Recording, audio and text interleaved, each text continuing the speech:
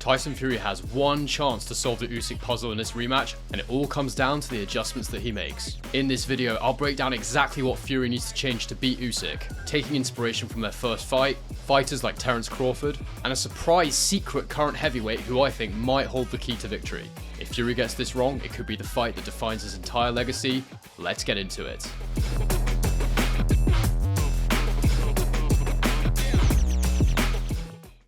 Hello everyone, welcome back to A Guy Called Henry. Guys, I think this is the third set you're going to be seeing in recent times from me because I have landed back in the UK. I am in Scotland, where my family live, and I'm ready to get stuck into this Fury Usyk fight week. I cannot wait for this fight. It is Christmas come early on December 21st, and honestly guys, this is huge. This is huge. You know, I've been thinking about this fight so much. I enjoyed the first fight between the two of them so much. And I genuinely haven't made my pick yet for who's going to win this fight. I've obviously done a lot of analysis of different things in the first fight, showing how I saw it, how I saw different things play out, why things work for each fighter. And in this video, I've really got one main aim, and that is to try and analyze and assess what Tyson Fury can do differently to win this fight. Because out of the two of them, there's this narrative that's going around that out of the two of them, Tyson Fury is the one that can change the most.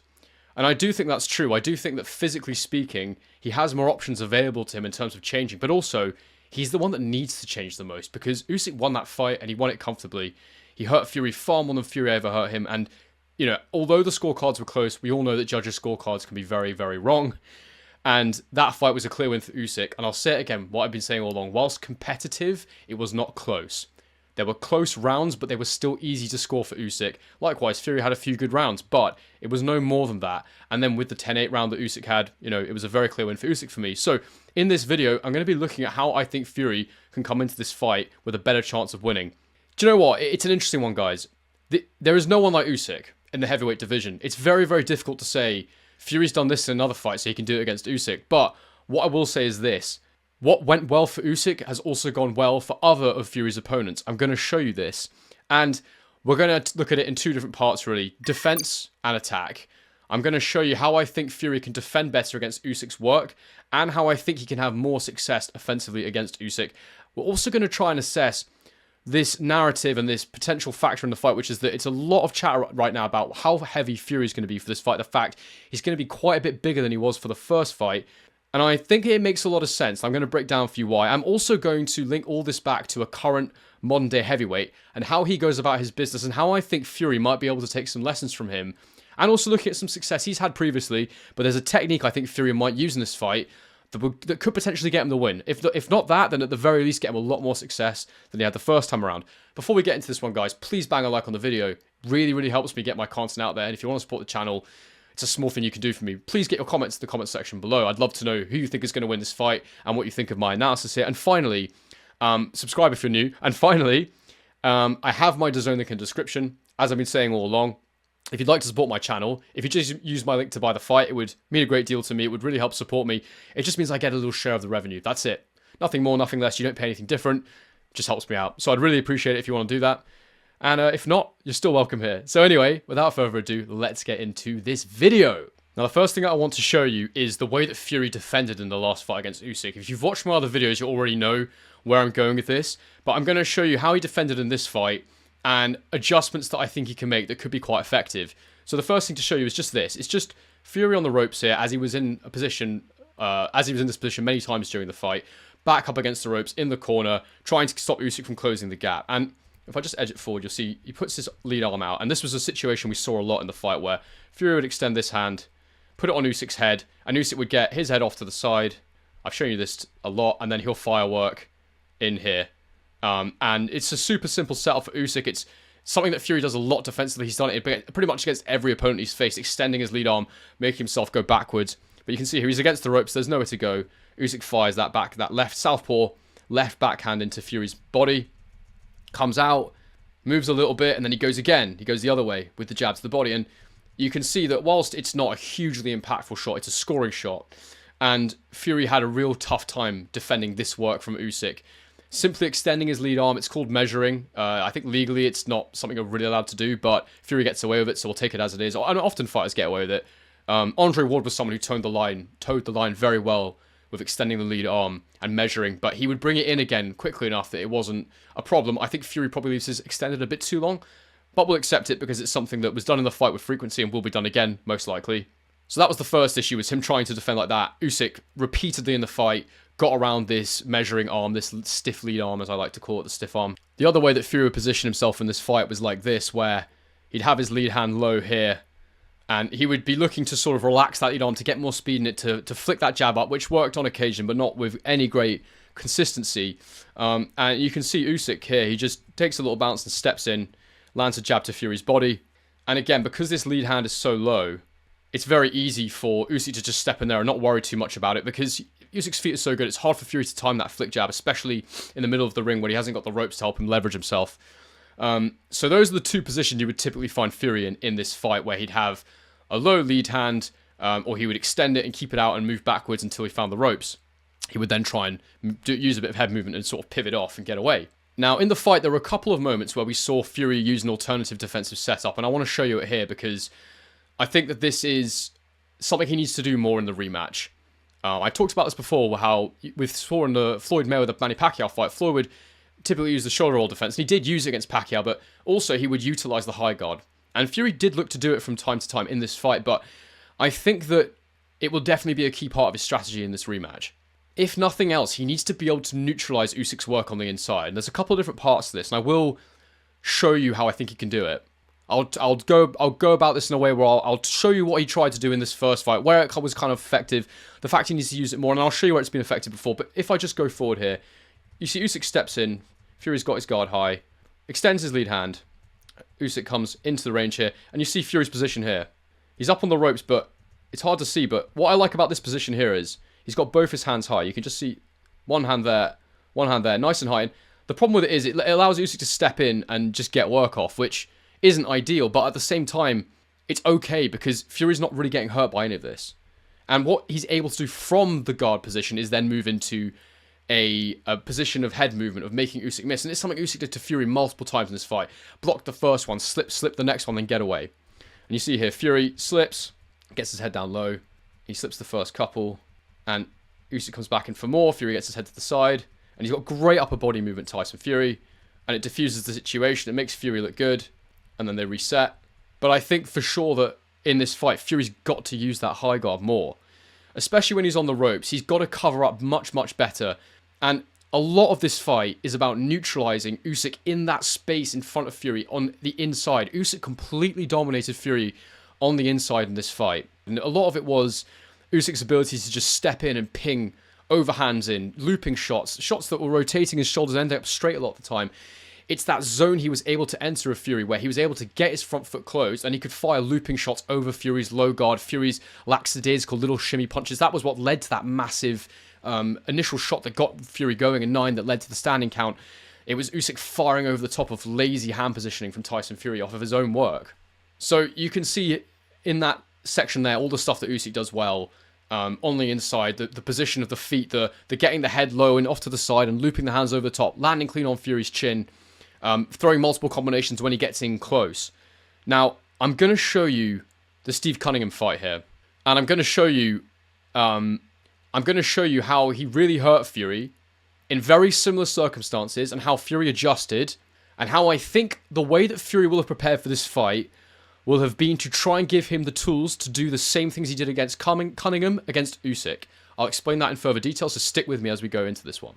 Now, the first thing that we have to say here is that Steve Cunningham is not Oleksandr Usyk by any stretch of the imagination, but Cunningham was one of the fighters that gave Fury the most trouble in his career.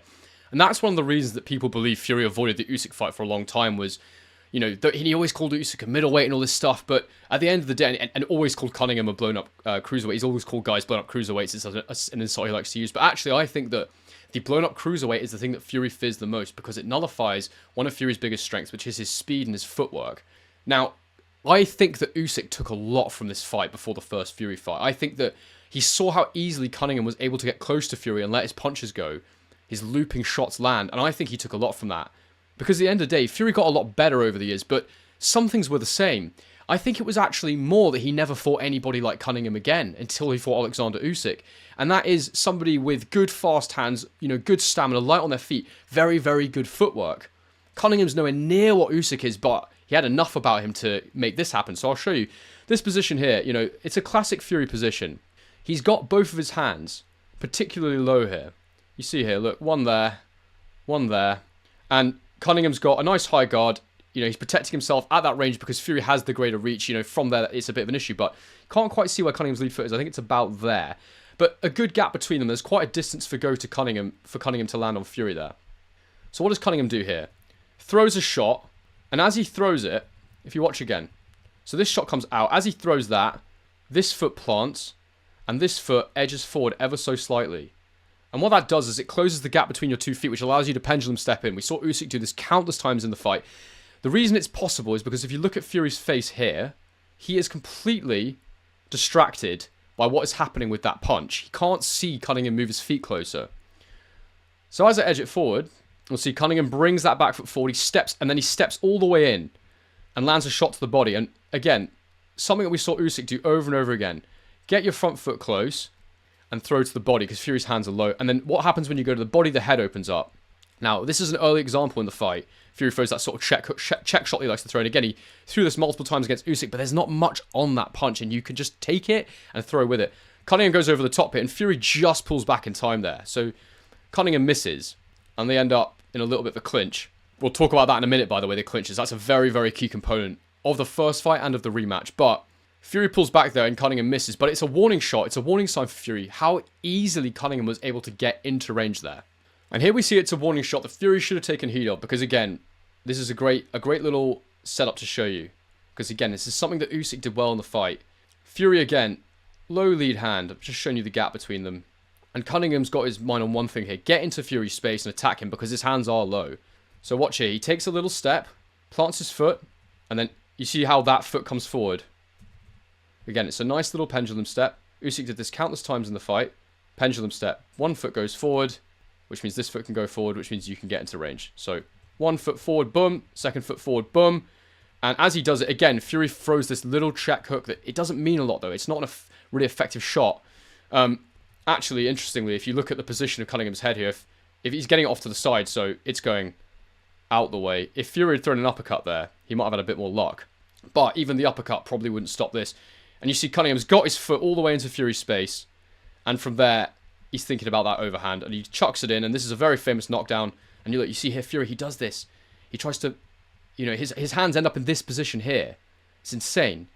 And Fury does adjust, and I'll show you. But anyway, Cunningham lands this huge overhand shot that puts Fury down. Absolutely massive, massive, massive shot. And everybody remembers it because Cunningham was this sort of cruiserweight. No one expected it to happen.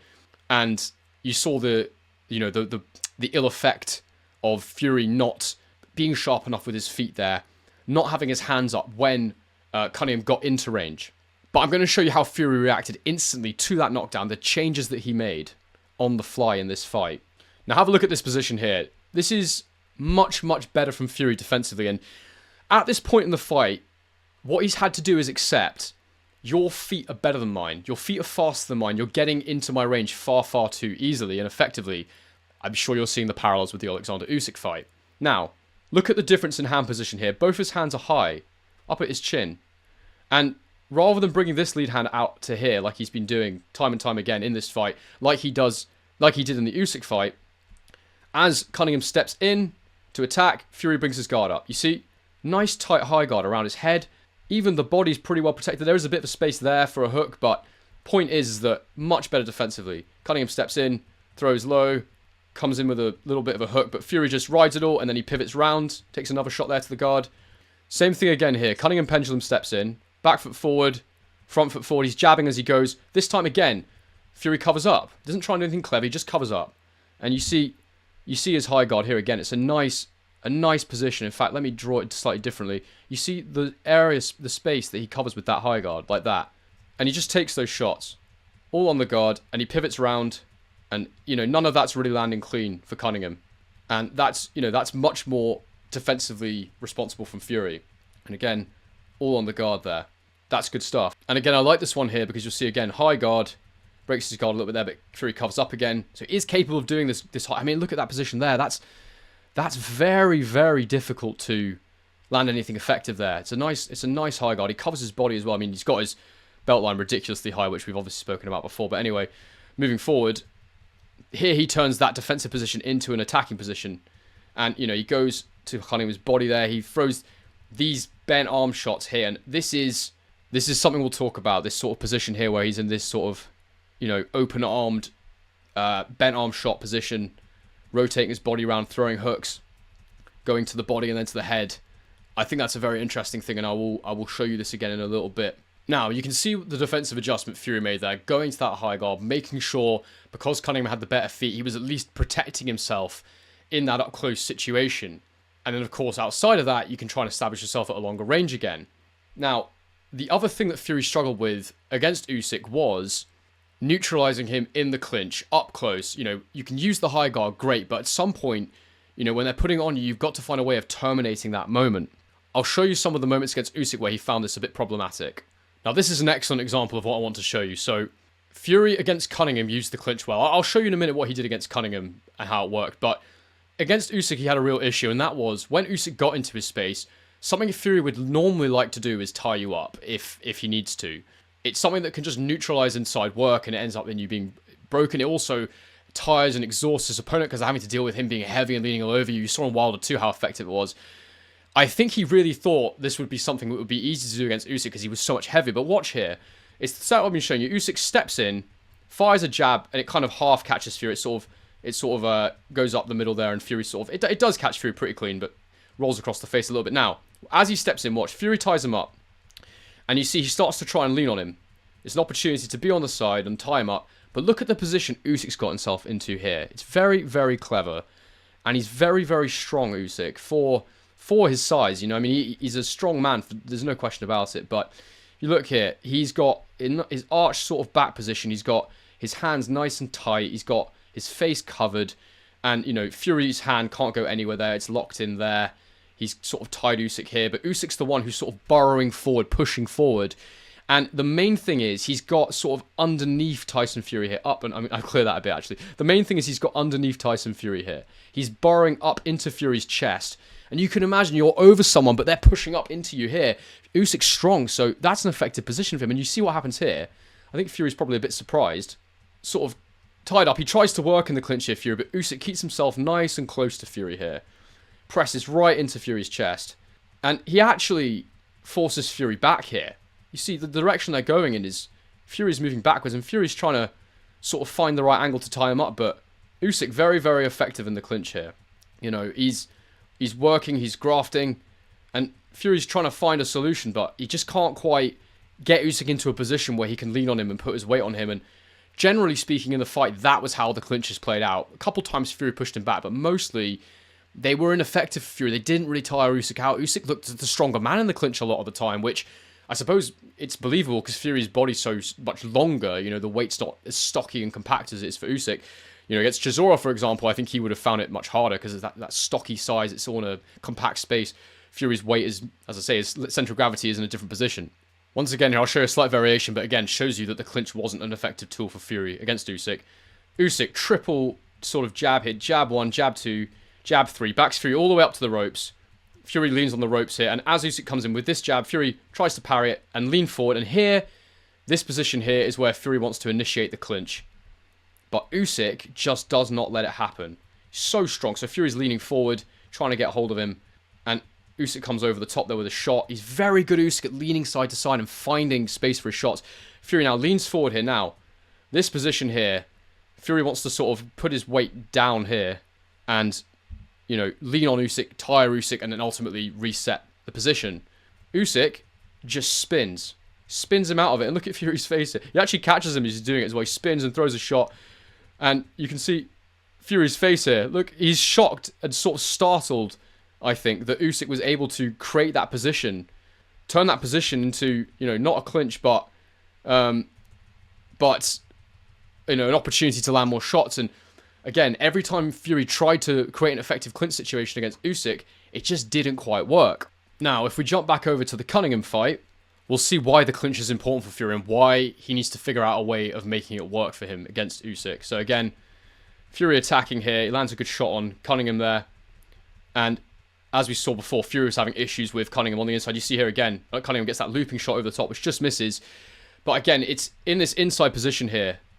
Because Fury has those low hands, Cunningham is able to fire over the top of them. You see, they're in that position there. It means that Cunningham can fire shots over the top to the chin.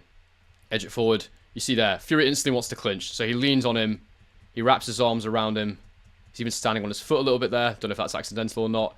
But gets into the position. And you see he literally leans his weight directly down on Cunningham there. And just makes it very difficult for him. And then he walks him back.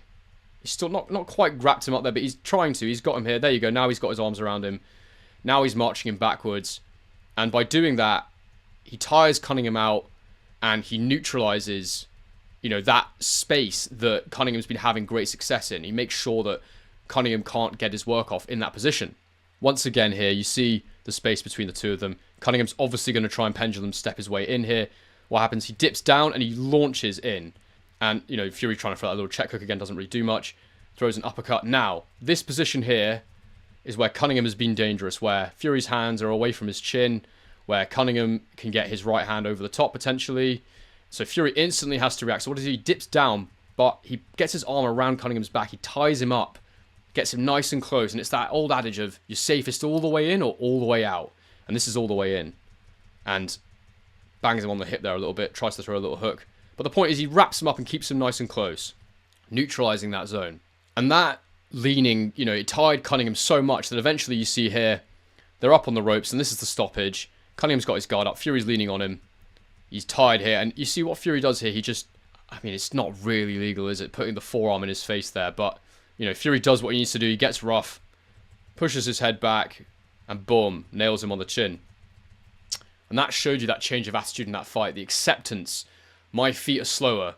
I've got to use a high guard to protect myself because he can get in my range. He can hit me on the chin. I've got to tie him up when he's close to make sure he can't work in that space and get those shots over the top of my hands. So when you think about what Usyk was able to do, some really big similarities between the success that Cunningham had and the success that Usyk had. Fury knew what he did against Cunningham to adjust things to make sure that, he was able to get the win in that fight.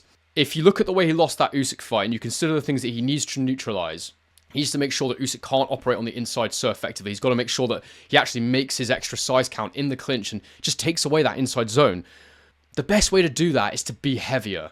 If he's going to have a chance of working in the clinch against Usyk, he needs to be so much heavier that it has more of an impact and it tires Usyk more. So, the other thing is that Usyk was too fit for Fury in that fight. He had too much gas in the tank. How do you reduce the gas in the tank? Well, we'll talk about how you do it offensively, but defensively, you can lean on them. You can grapple with them. You can make it horrible for them in there, just like he did against Cunningham.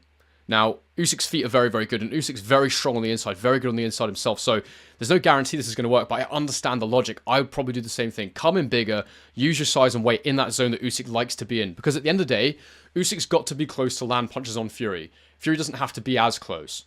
So if he can neutralize that inside space, massive, massive key to victory for him. We talked about how he's going to do that. Clinches and high guard. Those are the two key things that he needs to do better against Usyk in this rematch to take away the inside work from Usyk. Now, we'll move into talking about the Tyson Fury offense, his attack, and how I think he can make changes here that will allow him to affect Usyk more in this fight. Because whilst Fury did have some good success, they were things that Usyk adjusted to during the fight. Now, in boxing, it's essentially a game of violent chess, as we like to call it. It's an old adage. I really love it, though. Violent chess. It sums it up so beautifully because you're always trying to anticipate your opponent's next move and find a counter for it. You're trying to anticipate what you think your opponent thinks you're going to do and then find a cure for that. So that's why it's chess, because, at the end of the day, it's about implementing the right tools. Athleticism can count for a lot. Having individual attributes can count for a lot. But at the end of the day, when you're at such a high level like these two guys are, it really is a game of chess. It's who can use the right things at the right moments. Now, a note that Fury can take out of Usyk's book from the first fight was body shots. Because and this is very, very obvious, it's very, very basic, conventional wisdom to say, but Usyk did a really good job of going to Fury's body, of lowering Fury's guard, and eventually creating the conditions where he was able to go to the head. It also helped to gas Fury, it also helped him to score shots. Now, Fury needs to go to Usyk's body more, and not just with the uppercuts that we saw. And we'll talk about those in a minute because you might be surprised at what I have to say about those. But I don't think they're as important as people think they are in the rematch. They are, but I'll explain what I mean by that. Anyway, before I get to that, something that Fury needs to do is target the body more. And I believe that that can be done in quite a simple way. And I think that when he's on the attack, Fury, that's the first place he should look to go. Because the way that Usyk defends, he uses the high guard, then he slips, and then he slips. Now, this is a really good example of a sort of standard Usyk defense in Fury's range. Because they're not the same. Fury's got the longer reach, the longer arms. He's able to attack Usyk from further out. And Usyk had to neutralise Fury in this zone. Just like I just explained before, Fury's got to neutralise Usyk inside. Usyk's got to neutralise Fury in the mid to long range. Now, this gap here is great for Fury. He can reach Usyk from here. But Usyk cannot reach Fury from here. It's a big gap. Fury does a little feint, and Usyk steps in. And he hasn't moved, so Fury knows he can go. Now, what is great about Usyk here is this high guard. He steps in with his guard up. He's defensively responsible. And it helps him to take shots on the way. Now, Fury lands a jab to the guard of Usyk there. So Usyk blocks it. Then he goes side. And he goes again. So if another shot comes in, he'll slip it. And again, he slips. And he's very, very good, Usyk, at taking away Fury's offense in that range there. Now, if we take it back, I want to show you something here. And it's very, as I said before, it's very basic. But watch. Fury jabs high. He lands to the guard there.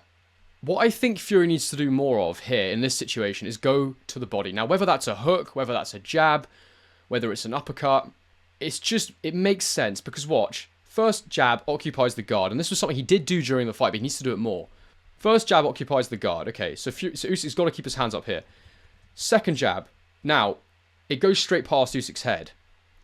But, what Fury could have done here, if we go back, he could have jabbed to Usyk's chest, or he could have jabbed to Usyk's body. Because, if you watch as Usyk moves here, as he slips his head to the side, the head moves, but the body stays in exactly the same position. The head moves from there to there, but the body is still in exactly the same place. So that would allow Fury to land something and make Usyk move backwards. And that is key in this fight. To get Usyk moving backwards a bit more, to get Fury on the front foot. Again, I'll talk about foot positioning and whatnot, front foot work in a minute, but that's really, really important in this fight. Just to really simply illustrate there, rather than just saying to you, oh, he needs to throw more body shots. That's the situation at that range where he can throw more body shots. And you actually see a good example of what I was talking about here at the start of round 5. Fury, he throws the jab up to the guard, and then he goes straight to the body. Usyk dips down, and Fury goes uppercut, which again, it's a bit borderline for me. I've talked about this in my controversial tactics video, and then that hook comes in, and Usyk does a really good job of blocking it, but that is the pattern that Fury should really be looking for early on, especially. Really invest in Usyk's body. Don't worry about the head. Just use headshots as a way to distract, but body work, very, very important for Fury, because, again, it's all about slowing Usyk down. That's what Usyk did to Fury in the first fight. He slowed him down early, and then he will start going to his head more and more and more as the fight moved on, because he knew that it would be there. Now, the next suggestion that I want to make, and this is something that he may or may not do, but it's something he should consider, and that is occasionally switching to southpaw when he's on the ropes. Now, switching is something that we've absolutely seen Tyson Fury do before. He does seem in the big fights to stick with orthodox, so maybe he's not fully comfortable there defensively, but I do think it might be worth taking a calculated gamble to go into a southpaw stance in some scenarios, and as I said, when he's on the ropes in particular, he will be on the ropes again in this fight from time to time. He's just got to be there less, but when he is there, there's different little tricks he can try. Now, I'm going to show you a moment or moments from Crawford versus Spence here to show you how I think this might be able to work for Fury. Now, this is a moment I've actually broken down before when I did my breakdown for Crawford Madrimov. This is it was the first game film analysis breakdown that I did, but this moment has always really stuck in my head because of how genius it was from Crawford. You know, a very, very elite counterpuncher and someone who uses switching super effectively and used it to great effect against Spencer. Now, a scenario we see Fury in a lot against Usyk. Usyk coming forward in a southpaw stance, and Fury, or Crawford in this instance, with his back against the ropes. Now, you see Crawford just touches the ropes here. Now, what he's been able to do in this situation is establish a gap between them.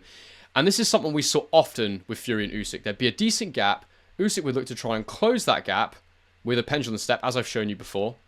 And as he would come in, Fury would extend his orthodox lead arm, which Usyk would just dip his head to one side or the other and fire body shots. Now, what's genius about what Crawford does here? Firstly, he's in a southpaw stance. So, and I'll show you why that's meaningful as we go forward here. So, takes a big step. Now, what do we think he might do here? What has Crawford given him? He goes to take a step. Now, Crawford gives him the body. And Fury doesn't even need to give Usyk the body deliberately. He already gives it to him. So we know Usyk's likely going to go for the body in this scenario. He does go to Fury's head too, but often it's to the body. Now, he gives him the body, has this high guard. And as I said, I want Fury to have this high guard in this scenario when the distance is about to be closed, when he can't move his feet anymore because he's on the ropes. Get your high guard up. Give Usyk the body. Try and anticipate what he's going to do. So, watch what happens here. Crawford knows that Spencer's going to go for the body, so he fires down. As he steps in, he drops that jab to the body. As he drops it, Crawford turns. He rotates his body around this way, which means that the shot sort of brushes off to the side. And as he does that, he perfectly lines up the lead right uppercut. Now, the reason southpaw is important here is because it means that his right hand is closer to Spencer's chin. Because the jab is likely the shot that will be thrown, it's the lead hand. This uppercut can now go up. Now, you see what he does? He throws at that moment. And also, what Spencer's done here that's screwed him over, as he's gone to throw the backhand. He wants to loop it over the top. Again, something that Usyk likes to do. Likes to loop that backhand in. But he throws that short uppercut. And it's so clever from Crawford. And he actually knocks Spence down there. You know, that uppercut is enough to knock Spence down. Now, I just wonder if, because Fury's on the ropes so much, if he can try and bait him and create an opportunity where he can go, right, you close the gap very quickly with your feet. I'm going to let you have my body by holding my guard high. And as you come in, I'm going to throw that counter shot. I'm going to throw that uppercut. Very interesting scenario. Very hard to pull off. You've got to be an elite counter puncher, an elite fighter, an elite switcher to be able to do it. But I think that's something Fury could try on the ropes. I think it's worth trying that because at the minute, he's conceding a lot of points to Usyk when he's on the ropes there. He takes so many punches to the body. And mixed in with everything else he does, I think that's an effective tool. I think he can afford a couple times around when he's on the ropes to try going into southpaw and land that uppercut, that lead uppercut from a southpaw stance. Because Usyk also likes to dip his head side to side, you can kind of manipulate it a little bit and create that scenario for yourself. So very interesting to see if that's something Fury can do. Now there's two more things I really want to get into here, and both of them come from the discussion about the uppercut. The uppercut was Fury's most effective punch in this fight, and I'll put a little highlight reel of them landing in here so you can see how effective they were. It was a great punch, but the issue was in the fight that Usyk made an adjustment that meant it didn't work anymore, or it worked a lot less anyway, and Usyk from there was then able to push on and go and win the fight and have that big round 8 and then round 9 where he gives Fury the standing count. I'm going to show you here the setup that Fury has for the uppercut, and I'm going to show you what I think he can do with it to try and stay one step ahead of Usyk going into the rematch, because Usyk will, I believe he'll expect Fury to try and use those uppercuts again. And Fury has now got to try and neutralise what Usyk neutralised. So Usyk neutralised the uppercut by doing a certain defensive movement, which I will show you. I will now show you where I think Fury can make a change that will, again, neutralise this defensive movement and create offensive opportunities for him. Now, this is a great example of the uppercut setup for Tyson Fury. And, you know, this is after rounds 5, 6, 7, where Fury was having the most success with the uppercuts. Usyk's adjusted now, and this is how he typically would get away with it. And there was a couple other things he would do too, but this is the main one that I think Fury can look to capitalize on and change for the rematch. So Fury here throws that little throwaway left hook, and he does that, and then we know off the back of that he's going to throw the uppercut. And I'd say my one criticism of Fury in this fight with the uppercut was he got a bit predictable with it. He had his success. He thought this is the way to go about things. I'll throw more uppercuts, but Usyk anticipated. So watch what happens here. Throws the uppercut, and Usyk just does this movement here where he just... I'll just go back. All he does is pull his head down this way. So he moves his head off to the side. He dips down, but he also goes backwards slightly as well. The reason he's able to go backwards is because he's a southpaw. So when Fury throws the back uppercut, which is the one he was having success with, he's got his back foot there. So he can load that foot, and he can pull backwards as well as to the side. So watch, he goes down, and it just means that it completely misses, taking the uppercut away. Now, the first thing I'll say is, I think it'd be very interesting on that theme of southpaw for Fury to try that in the southpaw stance. Because if you go back, again, if Fury is in southpaw, then he can throw it from the other side. So if you imagine this is in reverse, if Fury throws the right hook and then followed by the back uppercut, if Usyk's going this way, imagine his feet the other way around and he's throwing the uppercut from there, then it's very different. So that's one thought. I mean, I think difficult, but I would like to see Fury switch a little. I think it could help. I think less of a point than the last time. I just think interesting scenario because, as I say, this is defensive maneuver is possible for Usyk because he's in southpaw, because he can load the back foot. if he's in the other stance, then suddenly to go the way he needs to go to avoid the uppercut, he can't load his back foot anymore. Interesting one, but I'm sure he's got other solutions for it. Anyway, just something to think about. But what I really want to point out here is the fact that, you know, he sets it up, right? But does he have to throw an uppercut here? Or could he throw a hook? Could he go around the body of Usyk more? And you see there, Usyk, he dips away, but if Fury... I mean, I know that it starts as an uppercut and sort of turns into more of a hooking shot. You can see it actually goes at sort of the trajectory of a hook in the end. But if Fury was to step in as he did this, so bring this foot forward more and look to throw it as a pure hook from, you know, from this position here, go straight round rather than start, because he sort of starts up, he goes forward and then he opens it up as he goes. So it ends up over the top. But if it started as a hook, I think it'd be different. And he stepped forward as well at the same time. So I think that there's an opportunity here to vary it. So rather than always throwing an uppercut, you throw hooks, you throw looping shots.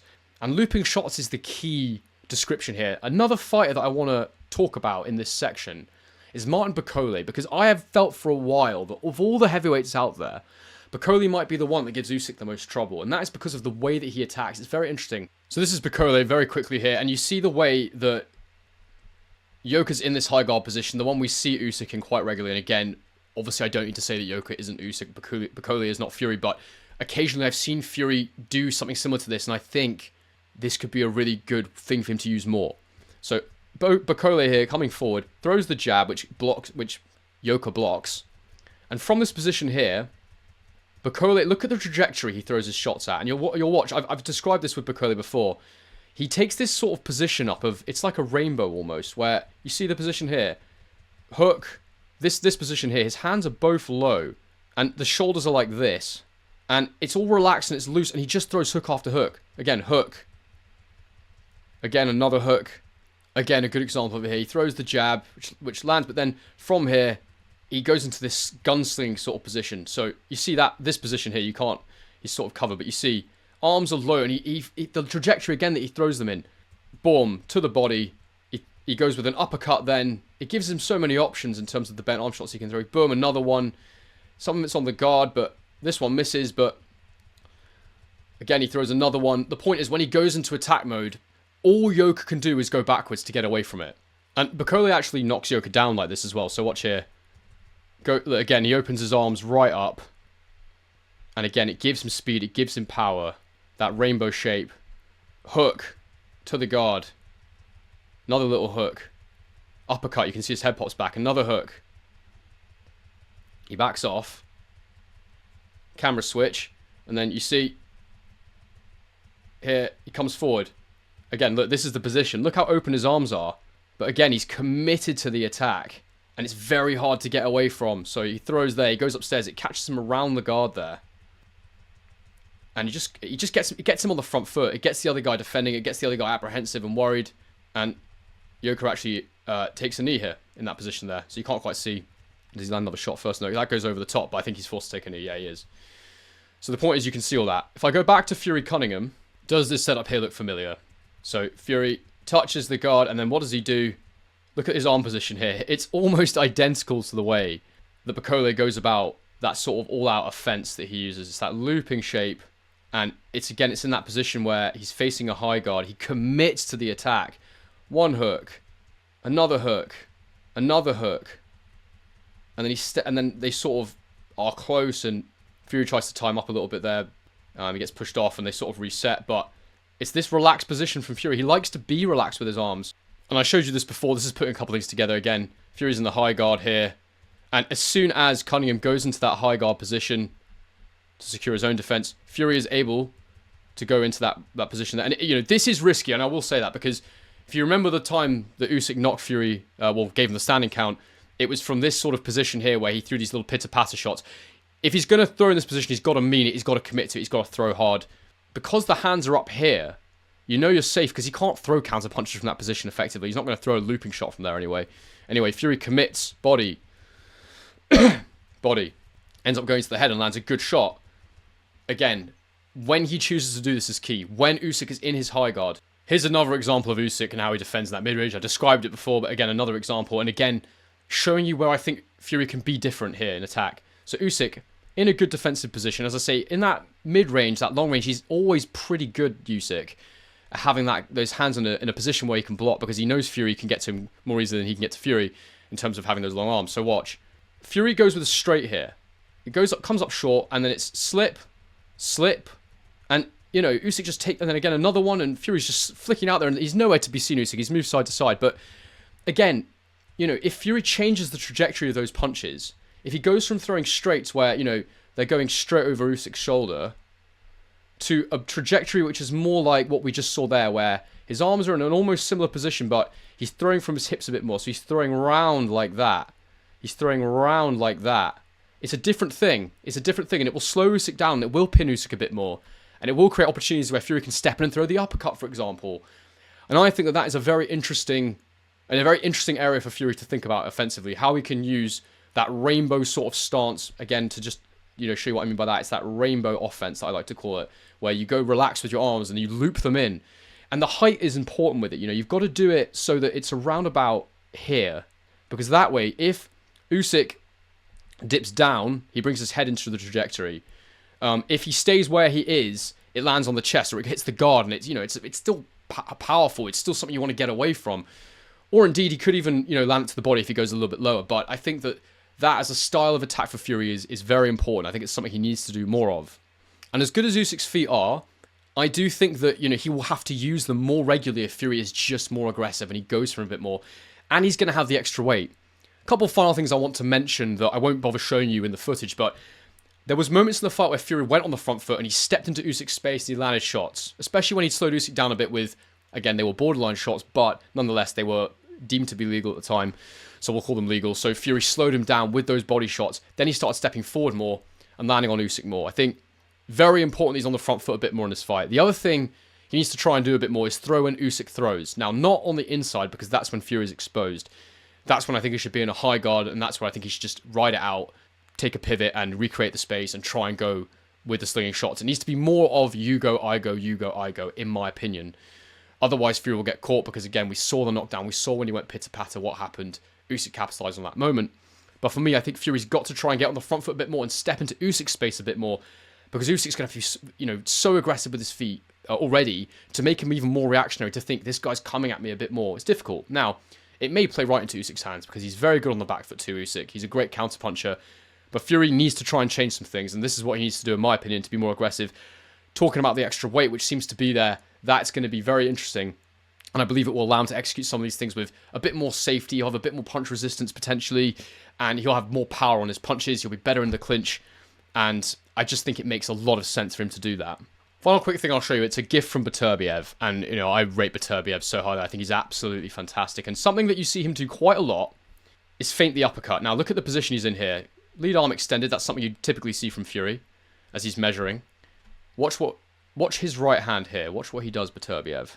He baits the uppercut, so he goes, he baits it, and you imagine in Usyk that might potentially trigger that defensive movement that we were talking about, or one of the defensive movements that he uses to block or negate the uppercut.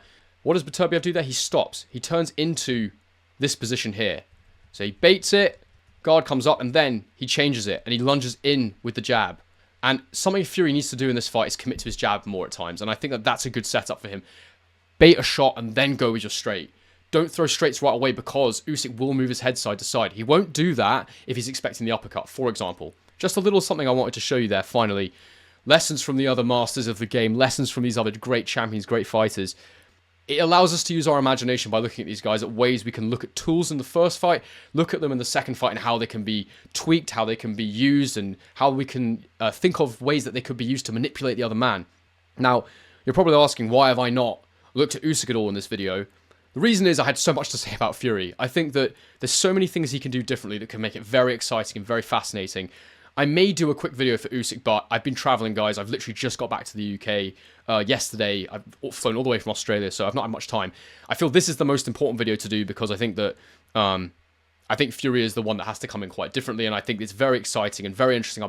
If he can do it, I'll be very, very impressed, because Usyk is amazing, and he's just got that foot speed advantage, and I think he's going to have to go through hell, Fury, to win this second fight, but if he can do it, fair play to him. He'll get all the credit in the world from me.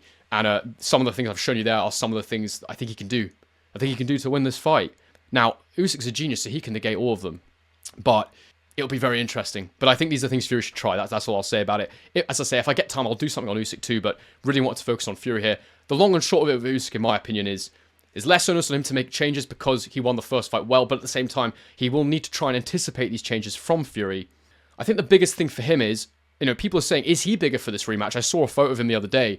If he is, it wouldn't be that surprising because he will need to increase his strength in the clinches and in those up-close spaces. And with the way people are talking right now, with the way Turki Al-Sheikh in his most recent video, we saw it where he did a video call with the two of them, showed his blatant bias for Tyson Fury.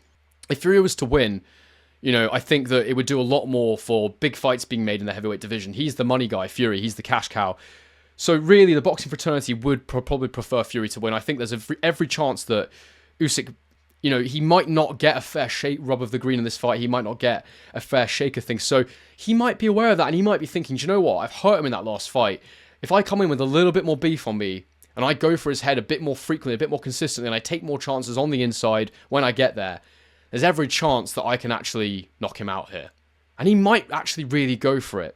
It'll be very interesting to see what happens. And I'm not convinced he needs to change too much Usyk, but maybe do different things in different moments. I will make a video if I have time. Just before I go, guys, please like the video if you enjoyed this, if you got something valuable from this or you enjoyed it. Get your comments in the comment section below, the things I'm talking about. What do you think? Who do you think is going to win? What do you think Usyk can do to change? Do you think Fury will do any of these things? And subscribe to the channel, please, because I'm trying my best here, and I'd love your subscription. It just helps the channel grow. It would help you to see my videos in the future and all that stuff. And finally, if you would use my link from DAZN, as I described before, in the description, just get a share of the revenue, and it helps to support the channel. But guys, thank you very much for watching this one all the way to the end if you are indeed here. And as I always say, on to the next one.